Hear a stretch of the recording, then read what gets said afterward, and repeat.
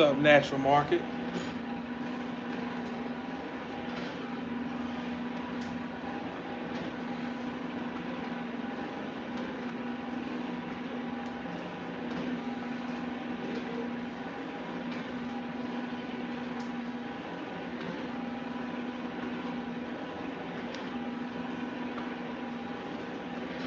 How y'all doing on this Monday?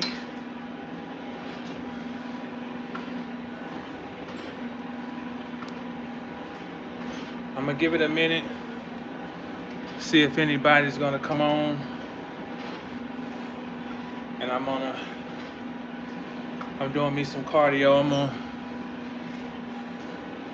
I'm gonna speed it up while I'm waiting on people to get in. Then I'll slow it down so I can talk, but because I ain't gonna be able to talk with this thing.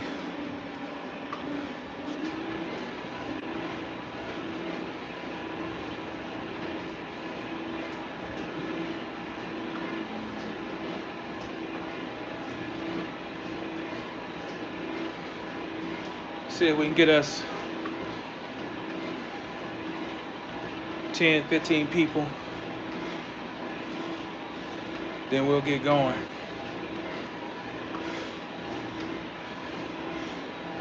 Peace, poise, and polish.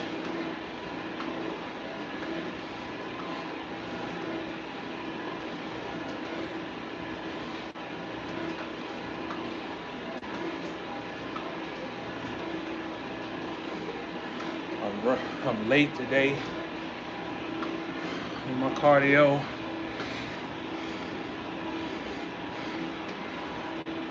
I decided I at least got to get 20 minutes in. So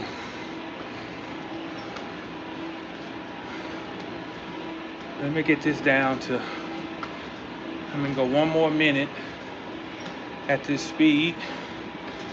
Then I'm gonna slow it down and talk.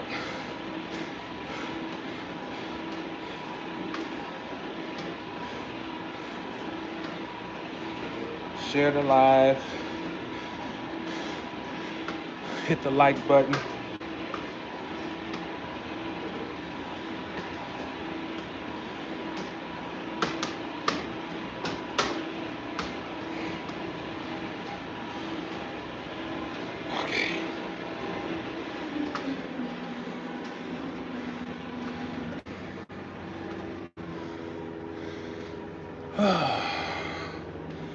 So I should have done this on the elliptical. So the title is How Astrology Can Save a Life. Peace, poetic heart. And the inspiration for this video, damn, that thing feel like it's loose. Inspiration, I don't even know if inspiration is the right word to use. I felt inclined, put it that way. I felt inclined to make this video because of some of the climate in the air. Anonymous, find the tallest bridge in your city, and you know what to do.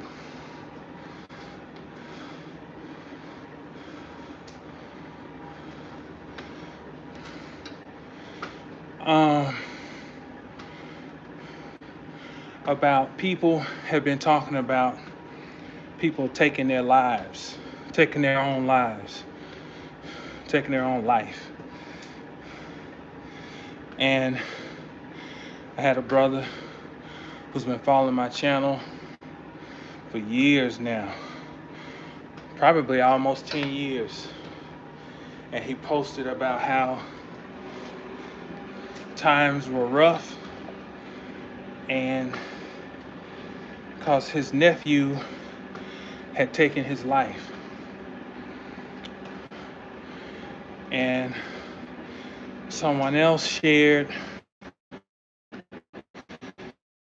on Discord about how these two police officers, these two women had taken their lives.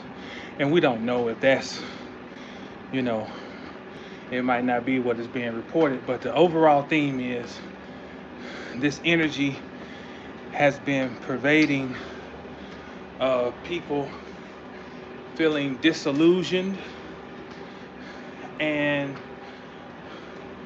feeling like they can't cope with the way life has been going, feeling like they can't cope with certain wounds that they've incurred, certain situations they found themselves into, and people making a decision that they just don't want to live anymore. And so I wanted to talk on that from an astrological, philosophical, and real life practical standpoint. And I took a couple of notes here. Some things I thought about is it made me think about, okay, you got the story in the New Testament of the Bible about the Christ figure makes the triumphant entry into Jerusalem. And astrologically, that represents when the sun is at 0 of Cancer, as the sun is at its highest latitude at that time. And it's going through the gate of man, the Tropic of Cancer. And it says that the Christ figure, which in one regard literally represents the sun, rides in on a donkey and a colt. Some say a donkey and a foal, or different variations. Peace, Black Butterfly. Peace, one by one. So, rides in triumphantly on a donkey and a colt. Now, astrologically, that is literally referring to a constellation, stars within the Cancer constellation. And one is called Acellus.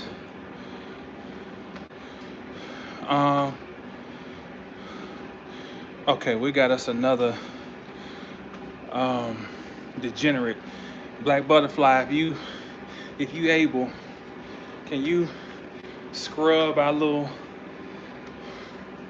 comments?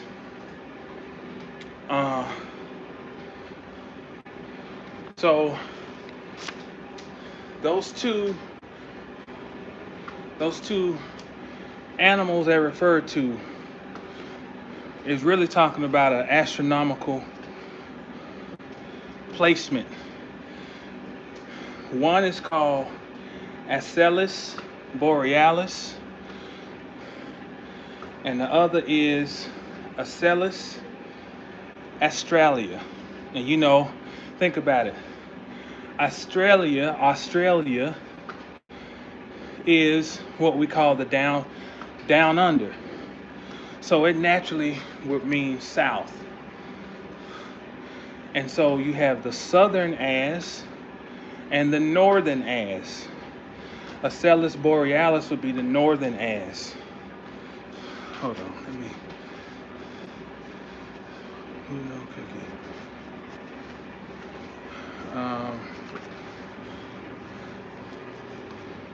Let's get this. The northern ass and the southern ass. So he rode into Jerusalem on these stars within the constellation of Cancer. Now, when the sun goes through Cancer, it is at its highest point. It is when it is at its strongest. It's when we have the longest days of the years right around 2 or 3 days of the summer solstice. And then after that, the sun starts to fall. You know, it hasn't officially fallen, but it starts its fall or declination. Okay? It's going from 23 degrees, 27 minutes, northern latitude, until it finally reached the depths of its fall at the Tropic of Capricorn, 23 degrees, 27 minutes, southern latitude. Okay? So after the Christ figure comes in triumphantly into Jerusalem, the subheadings in the Bible is you start seeing that there's a plot to kill him, you know, and then there it comes the realization that he must go. And the point I'm getting at is that there's a passage in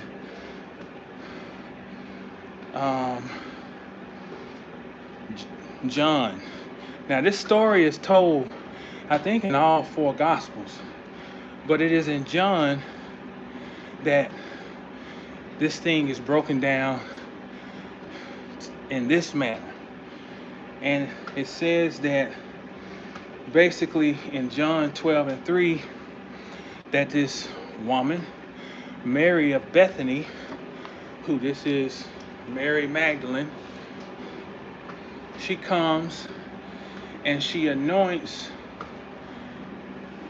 his feet, the Christ figure feet, with spikenard, which is considered to be an expensive oil, you know.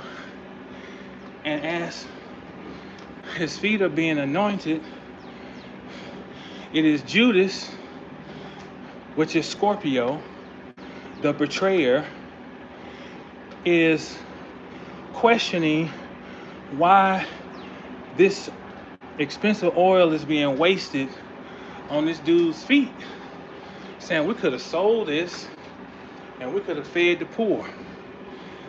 That's another story, another something to build on at another time.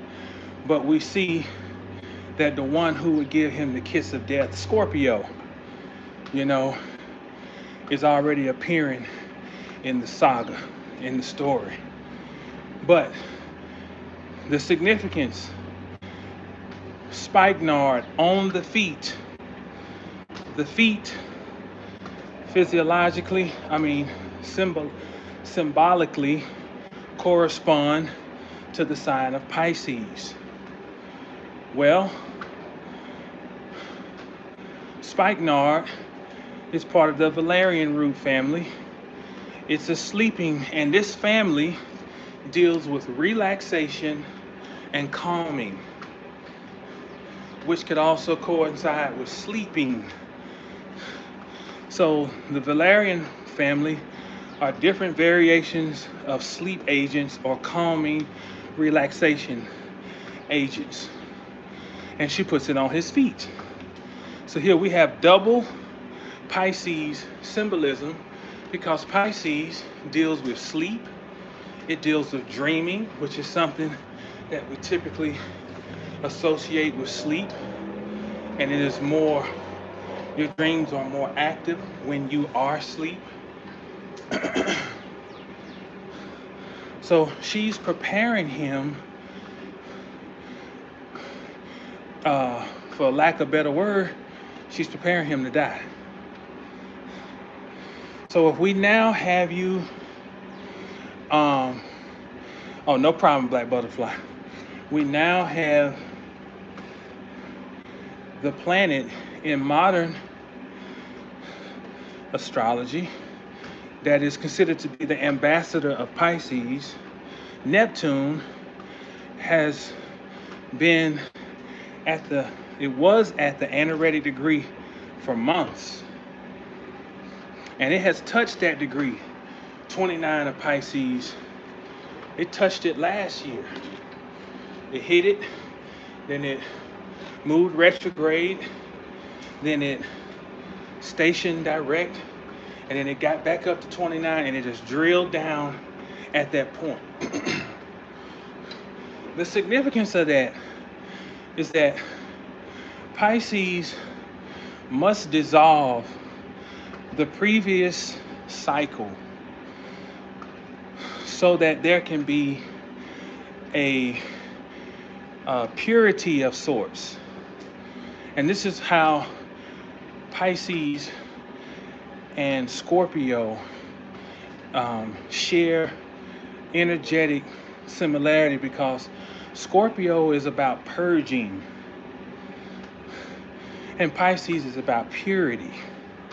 Because when we dilute something, we're purifying it. We dissolve, we're purifying. We're breaking things down. Well, peace, pink petal. When you look at these words, etymologically, the words purge and pure come from the same family.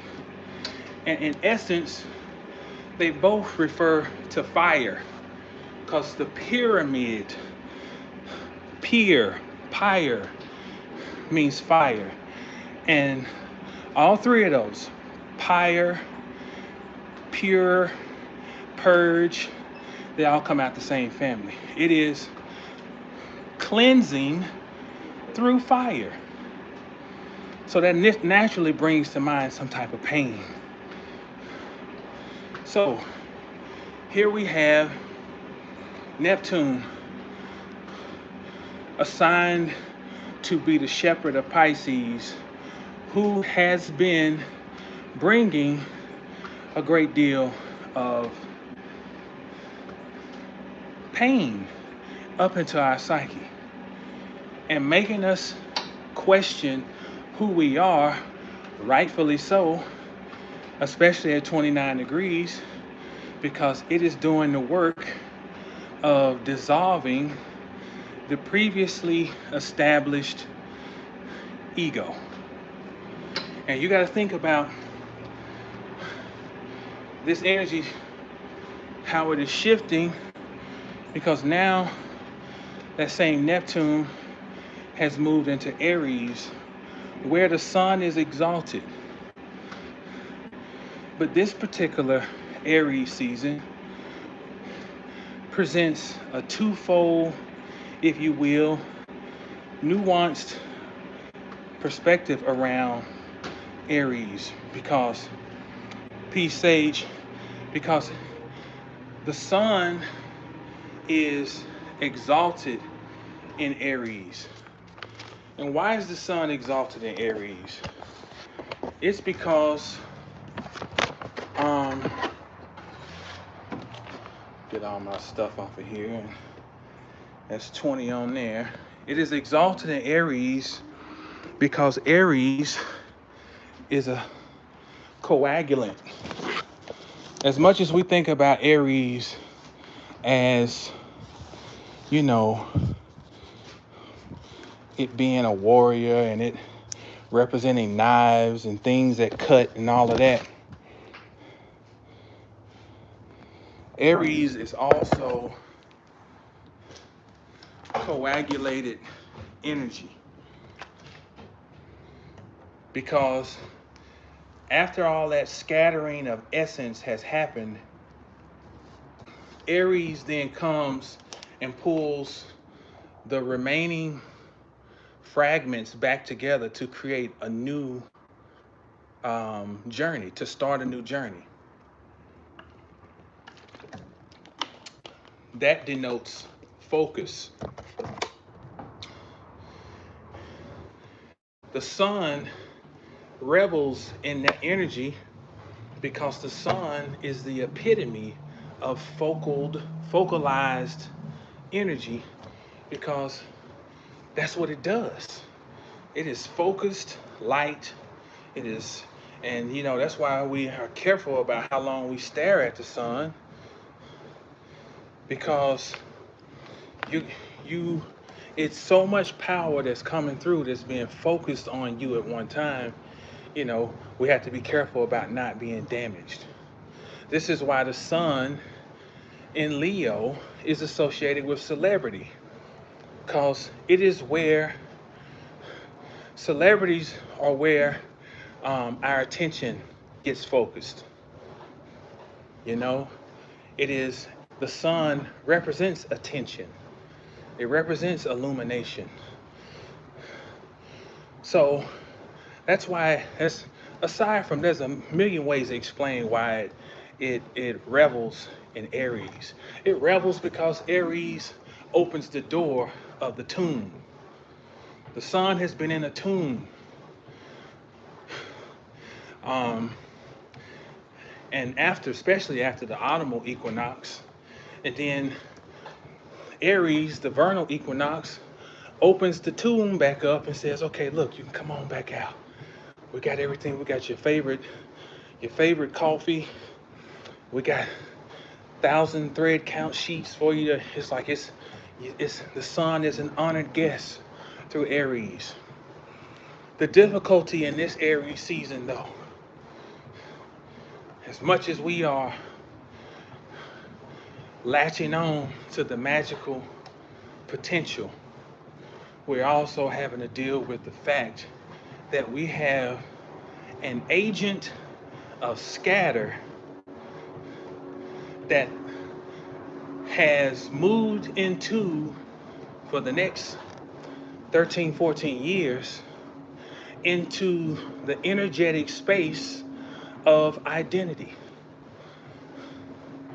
So part of the challenge, like I always say, it's always challenges and potential when we're looking at astrology, And so part of the challenge is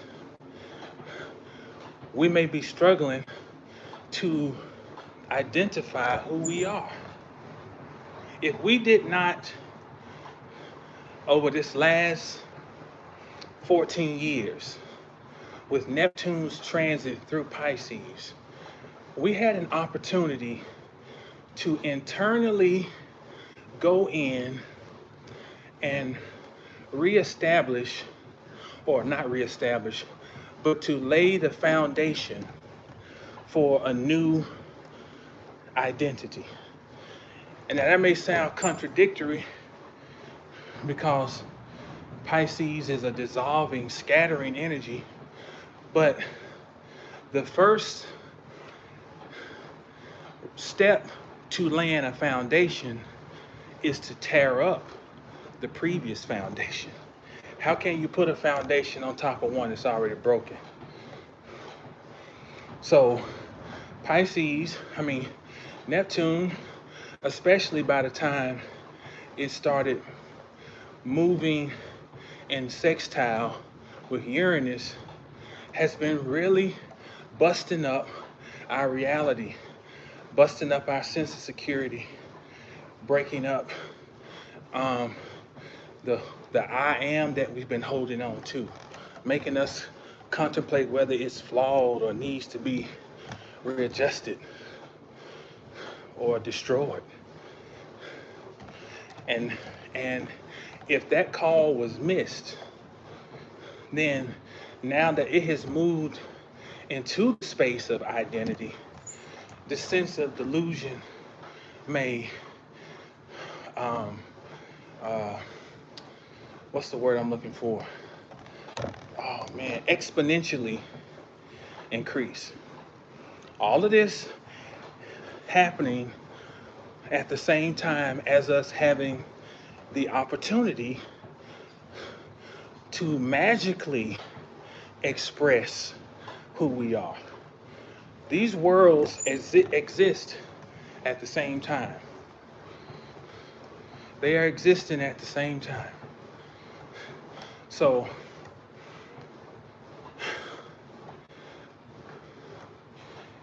So one thing I wanted to talk about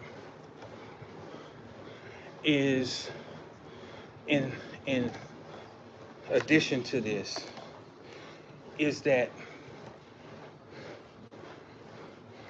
in our world now, so much emphasis is placed on image, the image that you're presenting to the world. There's so much emphasis being placed on acceptance, popularity, um, motion, this new thing, this new notion of motion, you know, um, and emotion is strictly external. The new usage of the word motion has nothing to do with internal motion, i.e., emotion. It's about um, received emotion. How do they see me? Do they see me like I'm that dude? You know, I'm that chick, and you have to put on all these fronts and airs if you buy into that. But then when you come home, you have to deal with the harsh reality of what you really are. And the reality is that whatever you were was okay, just being that and just being honest. And just, but this thing is set up to make you not accept you with all your flaws, you know, um, because you got to convince other people who are equally as effed up, if not more, that you're okay while they're trying to convince you that they're good. And it's a recipe for psychosis. And what I've been constantly talking about is with Neptune and Aries, how our environment, epigenetics becomes more prevalent than we've ever known, because none of us consciously have lived through Neptune and Aries. We may have incarnations where we still hold subconscious memory of moving through or living through, the last Neptune through Aries transit, which was like 1862 through 1875, somewhere in there, or 61 through 75. But consciously, we are consciously living in that energy right now. And so we got to be careful about not falling into the valley of disillusion because my expectations were not met or fulfilled. And you gotta think about all the things we've been living through. Jupiter and Neptune can have a lot to do with expectations and overvaluing things and being out of touch with reality. And here you had Jupiter, considered in modern astrology to be the nighttime ruler of Pisces. You got Jupiter that has been in detriment in Gemini, which means not being quite sure about what our truth is. In Gemini, our ability to be farsighted, kind of hindered some, because Gemini is a very nearsighted energy. And then you couple that with the fact that Saturn in Pisces spent a great deal of time squaring Jupiter, putting our giving us a harsh reality check around over expectation or overestimation of something. And I've shared that I'm a Sagittarius rising. So guess what my ruling planet is? Jupiter. So I've been feeling it. Feelings of restriction, feeling hindered, feeling like you got big ideas, but there's limited ways to get them done, expressing, feeling hindered by time, you know. And so now, if all of these temporary roadblocks grab you, Indian tradition or Hindu tradition calls these planets grabbers or grahas. And these planets can grab you psychologically. Now, they don't really have power over us. That's the old statement I always say. The stars impel, they don't compel. They create energetic situations. They don't make you do nothing. It is how we respond to the situations they create. So they don't compel us. They don't make us do nothing. But boy, they can create situations that can grab us mentally and we respond a certain way.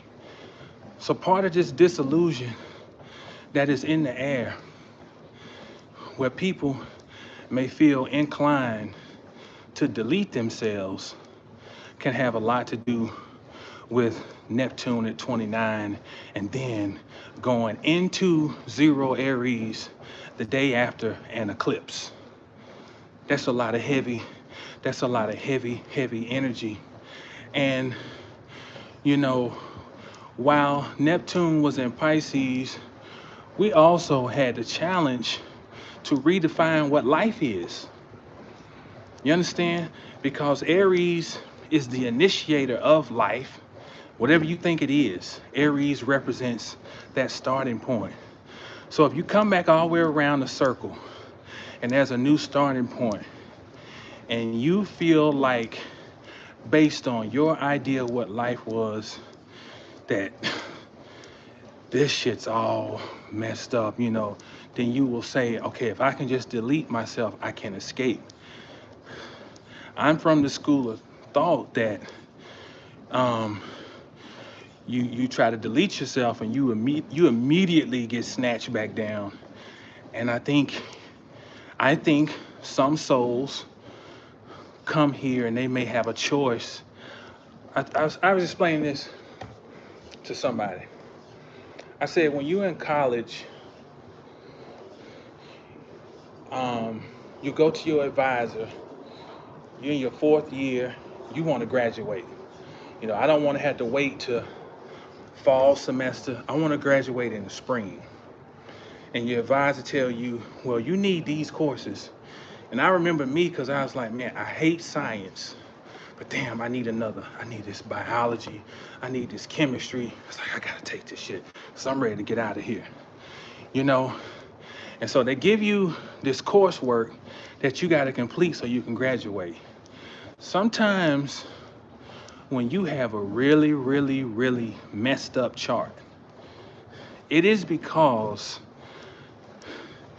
you accepted this coursework on this incarnation because she's like, look, man, I'm trying to go out here and finish this so I can get off of there and graduate and go to grad school, spiritual grad school, or join the spiritual workforce, however you want to use these metaphors.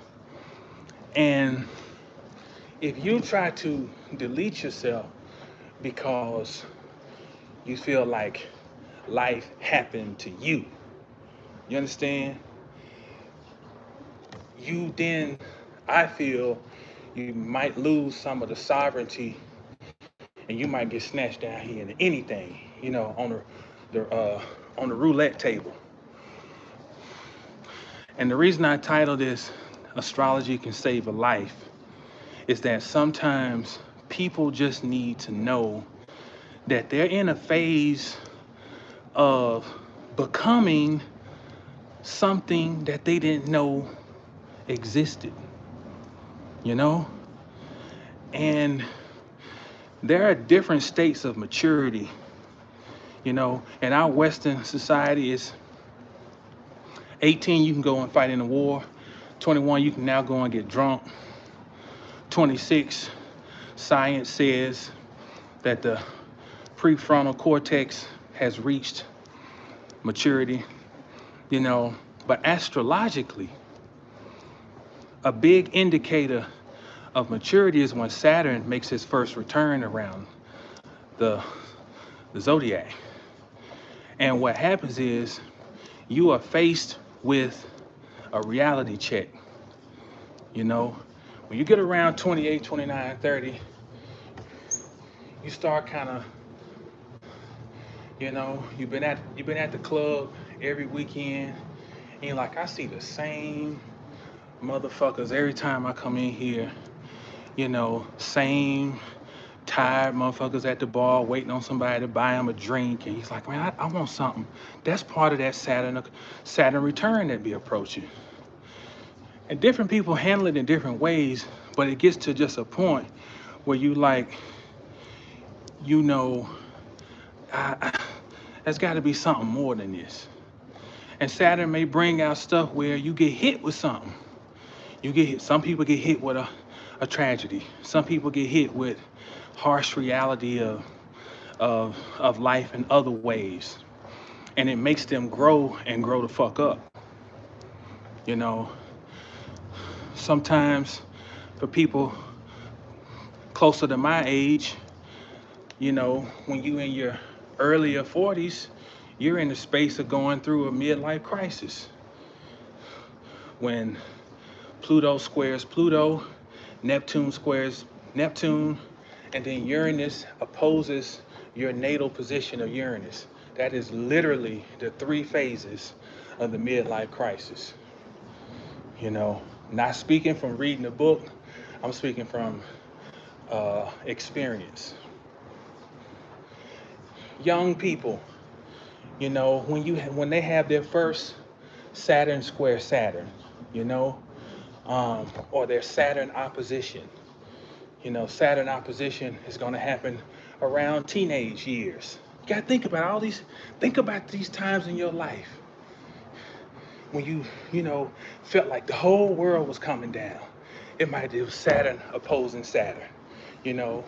And then when you got up in your early adulthood and you had Saturn making it a last quarter square to your natal Saturn, which is the last square before you have your Saturn return.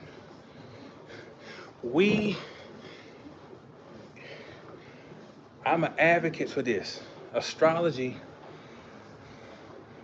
is got to be one of the number one things that should be taught to a soul that come down here.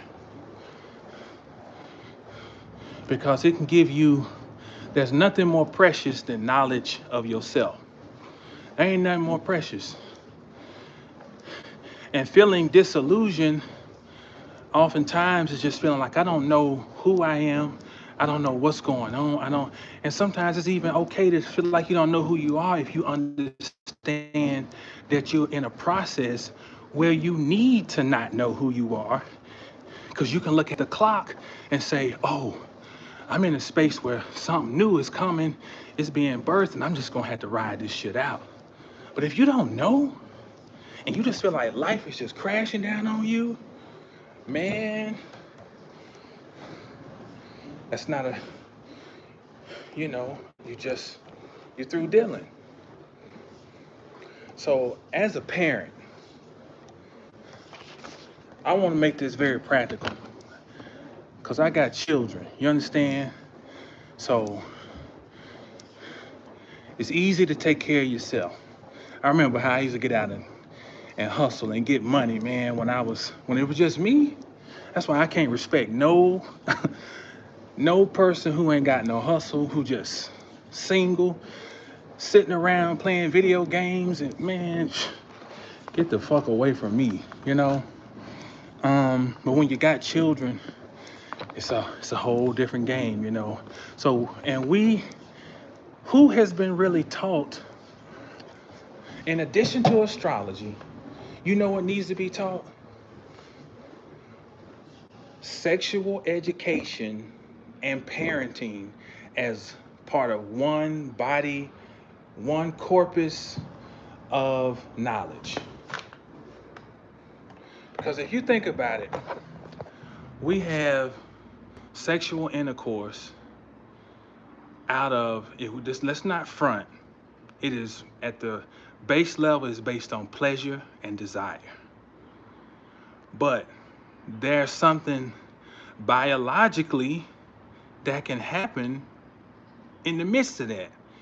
That these alchemical essences can mix, and all of a sudden you got another soul has come through a doorway down here.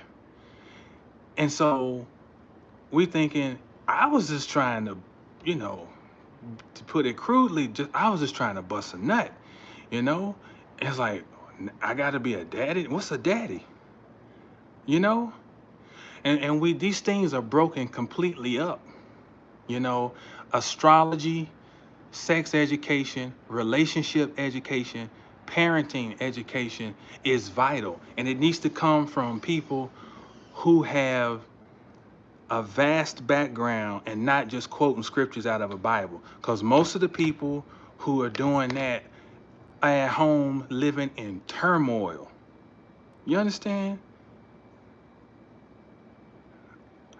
It needs to come from people and who have experience of going through the trenches. You know, most relationship experts online don't have a relationship. So you can give me all types of information on how for it to not work. Do you actually know? Can you give me anything about what it looks like when it works? You know, all these things factor into our subject matter today, because if children come out of these situations, and I'm not saying this is no judgment, I'm just keeping it real, because I wasn't taught nothing, you know, especially about how to make a relationship work. Now, I was fortunate. I did get some good positive things about parenting. And there's some things that I said I'm gonna toss away. I ain't doing that. But there's people who came out a lot worse, way worse situations than I did. You know, we had stability. Um, but you know, we didn't learn about how does a relationship actually work. You know, um, and my point in this is that all of this factors into parenting, because a lot of times people have these undeclared states of war when it comes to relationship. And so if the parents constantly at war, then the child is growing up in a war-torn environment, you know? Um, and then the child inherits all of that energy. And I know it's kind of just like, yeah, we know all that, you know, sometimes we got to just come back to the basic roots of things. And so I wrote down a couple of things, I think, and I ain't saying none of this to suggest that I got everything figured out. I don't want to come across as that, but I do. Okay, am I back? Uh, okay, I think I'm back. I mean, so I'm not saying none of this to judge in no means, but I do think about these things and ponder on these things, and I try to make amends for mistakes I've made, you know? So here's some things I'm thinking about. Um, it's that parenting is like horticulture. You know, we all know how to plant seeds. We all know how to, you know, do the sex act, do the thing, you know? Um, but how do we actually cultivate the seed? So here's some things. I think knowing your child's birth chart, teaching your child how to understand their own birth chart is something that could possibly save their life. Because one, it can give them a sense of self empoweredness. And I always tell people when I'm doing their readings, here are some of your superpowers. When you know how to look at your chart, you can find everybody possesses some type of superpower. And sometimes if your chart, like my chart has an abundance of, it's a whole bunch of squares in there, oppositions. I have a finger of God, you know, I got a lot of difficult things in my chart, you know, and sometimes you need to highlight to them that that is their gift. The difficulty is the gift because if it's used properly, it can teach you how to be you can engineer things, innovate, create, maneuver. You know what I'm saying? Because you already were encoded with difficulty. Sometimes you find the trines. That's an easy one to say these are your superpowers because it's things that come easy. But those trines, the reason I emphasize the hard aspects first, because a lot of times the trines don't get activated. They're just lying dormant because it's just there. But we need a crisis. We need a square. We need a opposition, even a conjunction from a malefic. We need that to trigger us and get us in action. But either way, knowing the child's birth chart, teaching the child how to look at their chart, then we can find ways for them to discover their superpowers. Children need reassurance in difficult moments. Children need reassurance in difficult moments. We cannot pad them all the time from difficulty because we had certain difficulties. And so we try to say, I'm not going to have my child have to endure such and such and such, right? Sometimes we hinder them. You know, psychologists have even come up with something called danger play. Why it's important to take your child to the playground and let them climb up in the air. And you thinking as a parent, oh man, if they fall, they're going to break their arm, break their leg. But they need danger play because danger play helps teach them proprioception. It teaches them coordination. It teaches them courage. You know, it teaches them how to set goals and accomplish things, you know? And so they need, in the midst of all that, when they fail or something don't go right, they just need reassurance versus us always trying to prevent them from going through struggles. Because sometimes people will delete themselves because they've never been given healthy tools to respond to difficulties. You see what I'm saying? Because again, we're living in a world where you always got to try to put on these airs like, I got it. I don't need nothing. It's about me. I'm him. I'm her. All this shit, you know? But then when the realities of life come crashing down and it's like, I'm really not that I've been trying to project. So they need healthy ways to respond. Reality checks, which is basically the same thing. You need a good Capricorn around you to remind you of the importance of struggle. That everything ain't sweet. A Capricorn and a Scorpio the Scorpio remind you that everything ain't sweet. And a Capricorn will remind you that struggle builds intestinal fortitude.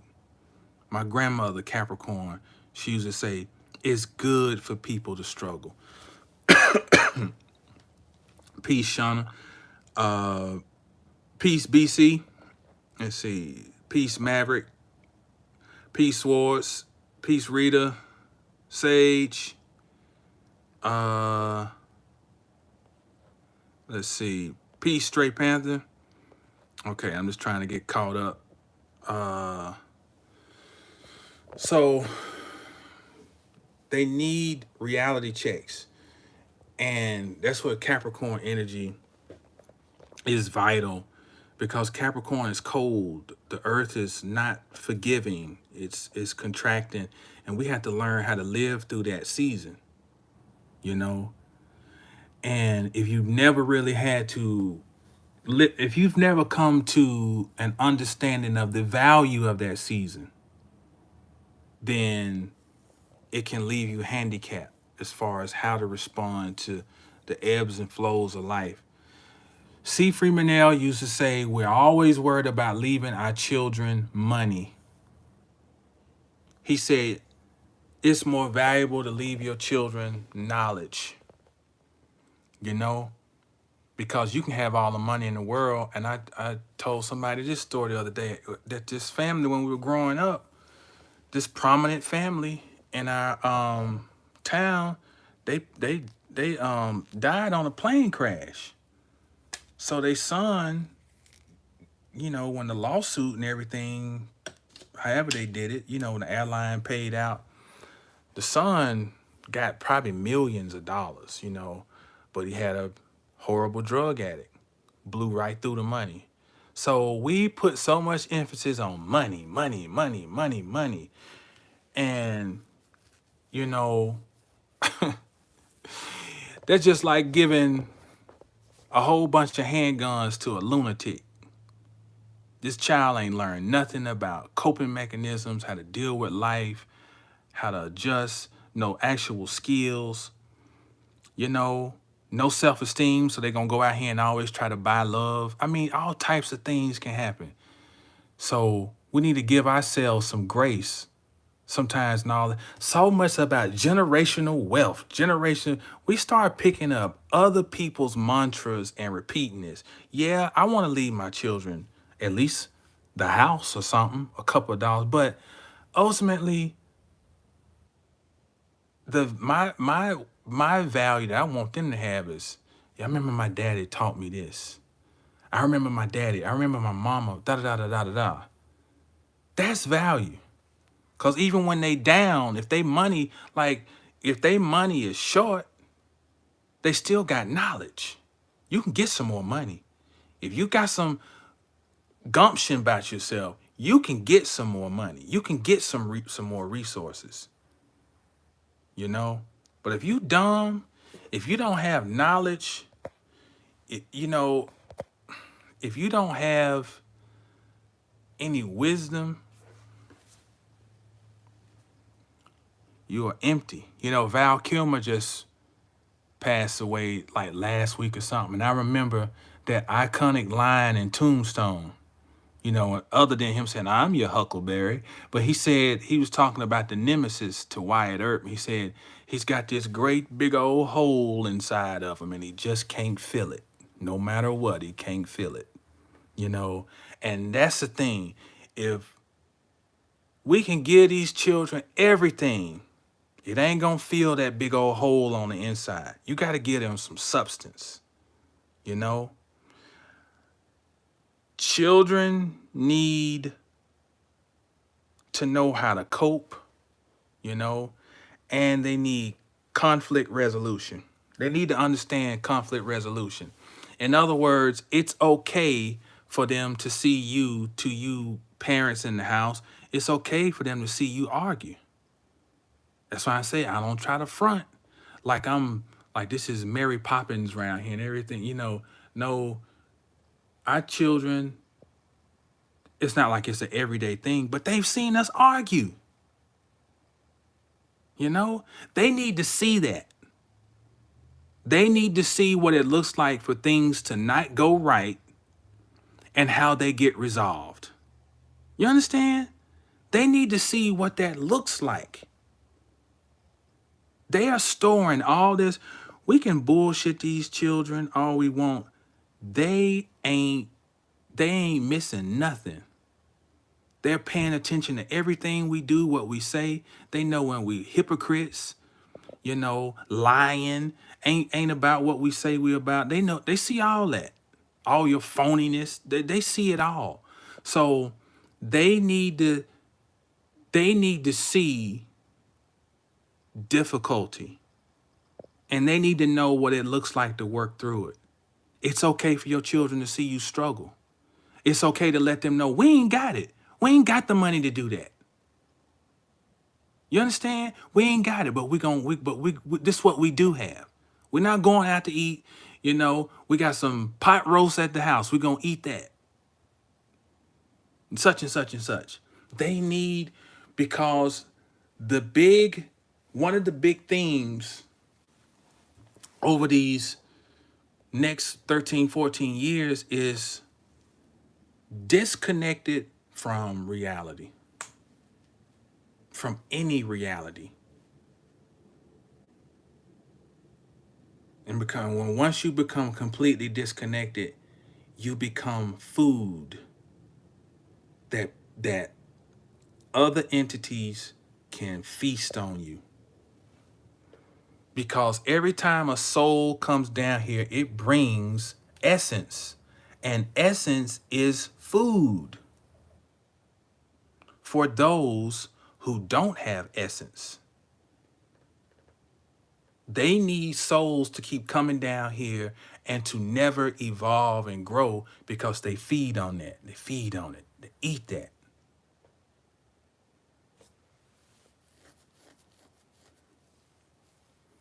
So we're trying to make sure that our children don't become food. And they love when somebody takes themselves out.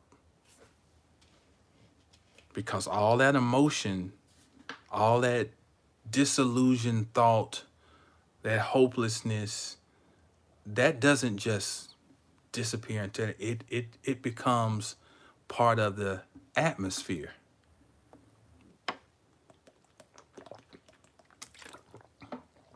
They feed on it, and it chokes us if we allow it. Each one of us has a job to do to just make sure we're not polluting the atmosphere. You know, so that's all I got. I wanted to just touch on that with the energy right now. I have a video coming up, and let me see if I can pull up the thumbnail. I made a thumbnail. I tried to get ahead. I want to show you this thumbnail. Let's see.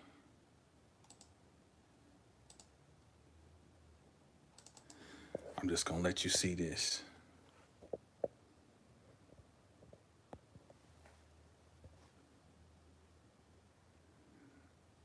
This is coming up. I'm trying to figure if I'm gonna do it live or if I'm gonna record it. The Astrology of Donald Trump and the Destiny of the USA. I don't know if anybody is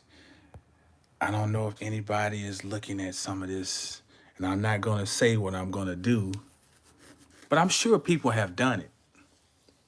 But I don't know. I don't be paying attention to everything, so I'm sure there's a lot. There's so much that even if you're paying attention, you don't see, based on what the algorithm shows you. But this conversation must be had, especially given yesterday with all the, what was it, 2 days ago on the 5th. I didn't know that people were out there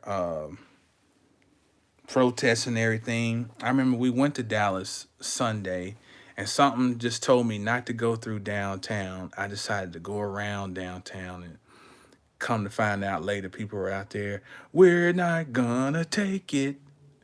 No, we're not gonna take it. They were out there blowing their horns, and